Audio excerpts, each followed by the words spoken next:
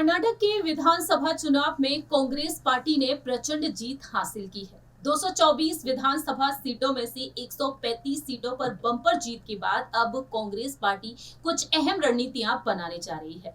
दरअसल आपको बता दें कि नागालैंड, त्रिपुरा, मेघालय में बीजेपी ने जीत हासिल की और कर्नाटक में कांग्रेस जीत हासिल कर चुकी है। ऐसे में अब मध्य प्रदेश, राजस्थान, तेलंगाना और छत्तीसगढ़ में भी विधानसभा चुनाव होने जा रहे हैं और इन विधानसभा चुनाव को ध्यान में रखते हुए कांग्रेस ने कुछ अहम रणनीतियां बनाई हैं। सबसे बड़ी चुनौती यहाँ पर कहीं ना कहीं मिल सकती है केंद्रीय नागरिक उड्डयन मंत्री ज्योतिरादित्य सिंधिया को। नमस्कार, मैं प्रांशी राठौर और आप देख रही हैं नेक्स्ट 9 न्यूज। दरअसल आपको बता दें कि भारत जोड़ो यात्रा के जरिए कांग्रेस के पूर्व अध्यक्ष राहुल गांधी ने एक मजबूत दावेदारी पेश की। पीएम पद की दावेदारी के लिए उन्होंने खुद को आगे किया, तो वहीं दूसरी ही तरफ मोदी सर ने मानहानि केस के चलते राहुल गांधी की लोकसभा से सदस्यता रद्द की जा चुकी है। अब इंतजार ये किया जा रहा है कि गुजरात हाईकोर्ट ने जो फैसला सुरक्षित किया है, क्या राहुल गांधी के पक्ष में वो फैसला आएगा। अगर ऐसा नहीं हो पाता है, राहुल गांधी के पक्ष में कोई फैसला नहीं आता है, तो राहुल गांधी कहीं ना कहीं सुप्रीम कोर्ट की तरफ रुख कर सकते हैं। दूसरी ही तरफ देखा जाए तो अब यहाँ पर पीएम पद की दावेदारी के लिए प्रियंका गांधी वाड्रा को लेकर मांग शुरू हो चुकी है। देखना होगा कि आखिरकार पीएम पद की दावेदारी के लिए किसे आगे किया जाएगा, क्योंकि एनडीए की तरफ से एक बार फिर से प्रधानमंत्री नरेंद्र मोदी जी को ही आगे किया जाएगा 2024 में।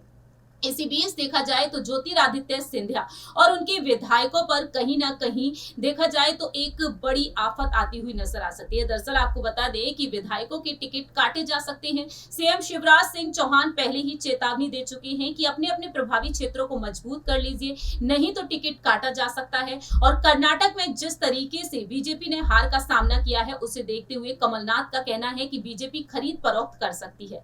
ऐसे में देखा जाए तो अब यहाँ पर राहुल गांधी, प्रियंका गांधी वाड्रा एक्टिव होते हुए नजर आएंगे। दावे यहां पर ये किए जा रहे हैं कि अब प्रियंका गांधी और राहुल गांधी यहां पर रैली करते हुए नजर आएंगे, जनसभा करते हुए देखे जाएंगे और दूसरी ही तरफ यहां पर अहम जिम्मेदारी सौंप दी गई है अब एक और अहम शख्स को। सुनिए जरा। कर्नाटक के विधानसभा चुनाव में कांग्रेस पार्टी ने प्रचंड जीत हासिल की है। 224 में से 135 सीटों पर बम्पर जीत दर्ज की है कांग्रेस पार्टी ने। अब देखा जाए तो कर्नाटक के विधानसभा चुनाव के बाद कांग्रेस की नजरें टिकी हुई हैं मध्य प्रदेश, राजस्थान, छत्तीसगढ़, तेलंगाना में। मांग उठना शुरू हो चुकी है राष्ट्रीय महासचिव प्रियंका गांधी वाड्रा को लेकर कि प्रियंका गांधी वाड्रा अब तेलंगाना में भी एक्टिव की जाए। प्रियंका गांधी वाड्रा को लेकर ये अहम दावा किया गया है कि न सिर्फ वह तेलंगाना बल्कि मध्य प्रदेश, राजस्थान और छत्तीसगढ़ में भी रैलियां करती हुई नजर आएंगी, चुनावी प्रचार करती हुई देखी जाएंगी। कांग्रेस से पूर्व अध्यक्ष और वायनाड से सांसद रहे राहुल गांधी भी चुनावी प्रचार में उतरेंगे। भारत जोड़ो यात्रा का काफी शानदार इफेक्ट देखने को मिला कर्नाटक की विधानसभा चुनाव में। ऐसे में देखा गया है कि जिन जिन राज्यों से कांग्रेस पार्टी की भारत जोड़ो यात्रा गुजरी है, उसका इफेक्ट यहाँ पर देखने को मिला है। अब देखा जाए तो यहाँ पर मध्य प्रदेश की सियासत में काफी ज्यादा सुर्खियों में बने रहने वाले, राजघराने से ताल्लुक रखने वाले केंद्रीय नागरिक उड्डयन मंत्री ज्योतिरादित्य सिंधिया और पूरी बीजेपी पार्टी निशाने पर है। और ऐसे में देखा जाए तो कर्नाटक के विधानसभा चुनाव में जीत हासिल करने के बाद कांग्रेस पार्टी एक अहम रणनीति चलने जा रही है। दावे ये तक किए जा रहे हैं कि अब भारत जोड़ो यात्रा 2.0 की शुरुआत जल्द ही हो सकती है। ऐसे में कर्नाटक के विधानसभा चुनाव में कांग्रेस को पूर्ण बहुमत मिला। 224 सीटों में से 136 सीटों पर जीत हासिल की गई और बीजेपी यहां पर 66 सीटों पर सिमटती हुई देखी गई। कर्नाटक में ऐतिहासिक जीत के बाद मध्य प्रदेश में अब इसी तरह के परिणाम लाने के लिए अहम जिम्मेदारी अब सौंपी गई है सुनील कानूगोलू को। जी हाँ, आपको बता दें कि इस रणनीति के पीछे हाथ रहा है सुनील कानूगोलू का। अब आप सोच रहे होंगे कि आखिरकार सुनील कानूगोलू है कौन। इस खास रिपोर्ट के जरिए आपको बताएंगे सुनील कानूगोलू के बारे में। कर्नाटक में जीत के बाद कांग्रेस ने सुनील कानूगोलू को मध्य प्रदेश के लिए काम सौंप दिया है। 2018 के विधानसभा चुनाव में जीत के बाद पार्टी ने 2020 में राहुल गांधी के करीबी विश्वास पात्र ज्योतिरादित्य सिंधिया के द्वारा बगावत करने के बाद सत्ता खो दी दी। महज 15 महीने में ही कमलनाथ की सरकार गिर गई।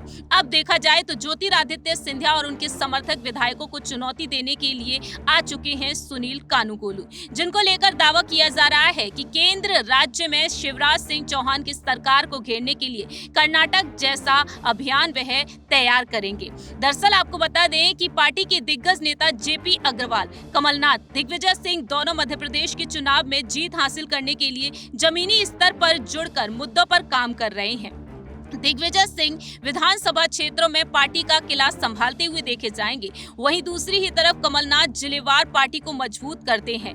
पार्टी नेता का कहना है कि शिवराज सिंह चौहान सरकार कई गुटों के कारण आंतरिक लड़ाई से जूझ रही है। सुनील कानूनगोलू का इसका मुकाबला करने की जिम्मेदारी अब सौंप दी गई है। आपको जानकारी दे दें कि कानून व्यवस्था, सरकारी योजनाओं की विफलता और भ्रष्टाचार के आरोपों पर राज्य में भाजपा सरकार की विफलता की पहचान करने के काम में कानूनगोलू सबसे आगे हैं। उन्हें ये अहम जिम्मेदारी दी जा चुकी है। पार्टी के सूत्र के मुताबिक सामने आया है कि सुनील कानूनगोलू की पिछली सफलताओं के साथ कांग्रेस को उम्मीद है कि प्रचार और सर्वेक्षणों के लिए मार्गदर्शन में कांग्रेस एक बार फिर से मध्य प्रदेश में जीत हासिल करती हुई देखी जाएगी। बीते पिछले साल मई में कांग्रेस में लाए गए कानूनगोलू और तब से पार्टी के लिए रणनीतिकार के रूप में वह काम कर रहे हैं। सुनील कानूनगोलू ने कर्नाटक में सर्वेक्षण तैयार किया, चुनाव प्रचार करने, उम्मीदवारों का फैसला करने, जीत की रणनीति बनाने में अहम भूमिका निभाई और अब राज्य में कांग्रेस को पूर्ण बहुमत मिल चुका है। ऐसे में कानूनगोलू ने राहुल गांधी के नेतृत्व वाली भारत जोड़ो यात्रा में भी अहम भूमिका निभाई। बीते पिछले साल सितंबर के महीने में 7 सितंबर को तमिलनाडु के कन्याकुमारी से ये यात्रा शुरू हुई और पार्टी के नेताओं के मुताबिक ज्यादातर पर्दे के पीछे रहने वाले सुनील कानूनगोलू ने पर्दे के पीछे रहने वाले सुनील कानूनगोलू ने दक्षिणी राज्य की प्रत्येक विधानसभा सीट के लिए रणनीति तैयार की। कांग्रेस के लिए चाणक्य माने जाते हैं सुनील कानूनगोलू। ऐसे में देखा जाए तो भाजपा के खिलाफ कांग्रेस के अभियानों जैसे कि रेड कार्ड जारी करना, पे सीएम, 40% कमीशन सरकार, प्रियंका गांधी वाड्रा के द्वारा व्यक्तिगत हमलों के लिए मोदी सरकार पर निशाना साधने के लिए क्राई पीएम अभियान जैसे मुद्दे भी उन्होंने ही दिए थे। यानी कि देखा जाए तो सुनील कानूनगोलू को अब अहम जिम्मेदारी सौंप दी गई है। आखिरकार सुनील कानूनगोलू है कौन, ये भी आपको बता देते हैं। सुनील कानूनगोलू जो अब आगामी राज्यों में पार्टी के लिए जीत की राह आसान बनाते हुए देखे जाएंगे। 2017 में बीजेपी के लिए उत्तर प्रदेश विधानसभा चुनाव, द्रमुक के लिए 2019 लोकसभा चुनाव और अन्ना द्रमुक के लिए तमिलनाडु का 2021 का विधानसभा चुनाव लेकर ये काम कर चुके हैं। इतना ही नहीं, पूर्व मुख्यमंत्री जयललिता के गैर मौजूदगी में पार्टी की साख को इन्होंने मजबूत बनाया, जिसका क्रेडिट इन्हें दिया गया और अब देखा जाए तो यहाँ पर रणनीतिकार के तौर पर ये काम करते हुए देखे जाएंगे।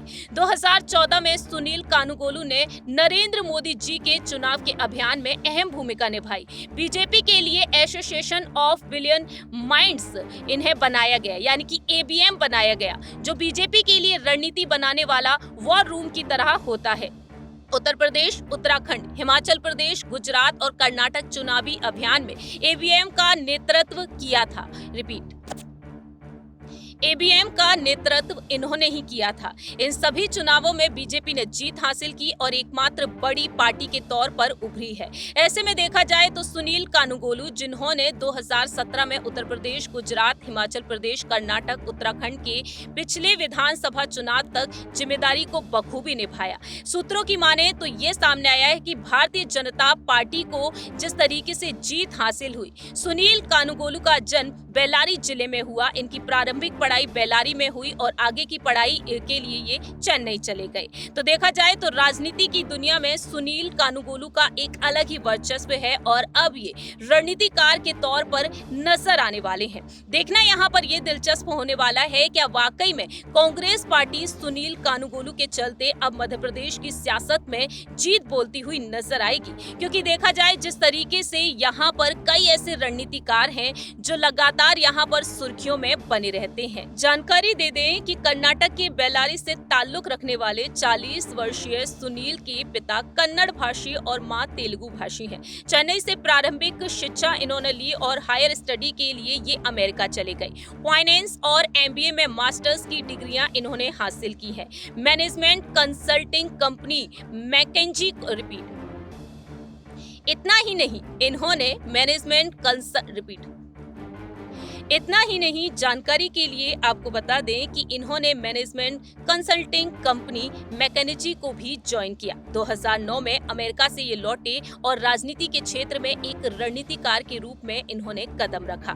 जिस तरह से चुनावी रणनीतिकार प्रशांत किशोर के साथ इन्होंने काम किया, पीएम नरेंद्र मोदी के अभियान के लिए रणनीतियां बनाई, लेकिन बाद में ये अब कांग्रेस की तरफ रुख कर चुके हैं। बीते साल मार्च के महीने में सुनील कानुगोलू को चुनावी रणनीतिकार पार्टी में जगह दी गई। कांग्रेस पार्टी रिपीट बीते साल चुनावी रणनीतिकार पार्टी में इन्हें जगह दे दी गई कांग्रेस पार्टी की तरफ से। अब देखा जाए तो पिछले साल मई में 2024 के लिए एक टास्क फोर्स की स्थापना की गई और अब सुनील कानुगोलू को सदस्य के रूप में शामिल किया गया और वह अब लगातार यहां पर आगे बढ़ते हुए देखे जा रहे हैं। देखते हैं कि मध्य प्रदेश की सियासत में क्या कुछ सियासी पलटवार देखने को मिलता है। इस खास रिपोर्ट के जरिए आपने देखा कि किस तरीके से ज्योतिरादित्य सिंधिया और बीजेपी पार्टी को चुनौती देने के लिए राहुल गांधी ने कुछ अहम रणनीतियां बनाई है।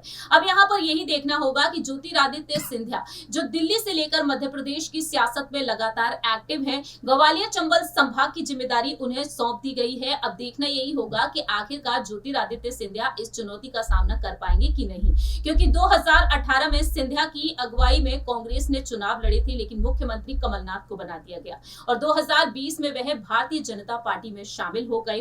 और अब देखा जाए तो बीजेपी में आने के बाद उनका कद लगातार बढ़ ही रहा है, लेकिन बीजेपी के पुराने वरिष्ठ नेता अब तक सिंधिया और उनके समर्थकों को स्वीकार नहीं कर पाए हैं। देखते हैं कि आखिरकार क्या वाकई में राहुल गांधी भारत जोड़ो यात्रा 2.0 की शुरुआत करेंगे या फिर नहीं। और दूसरी ही तरफ मध्य प्रदेश में साल के अंत में जो विधानसभा चुनाव होंगे, इसके लिए राहुल गांधी और क्या कुछ रणनीतियां बनाते हुए देखे जाएंगे। इस खास रिपोर्ट में इतना ही। बाकी की तमाम अपडेट्स के लिए आप देखते रहिए नेक्स्ट 9 न्यूज।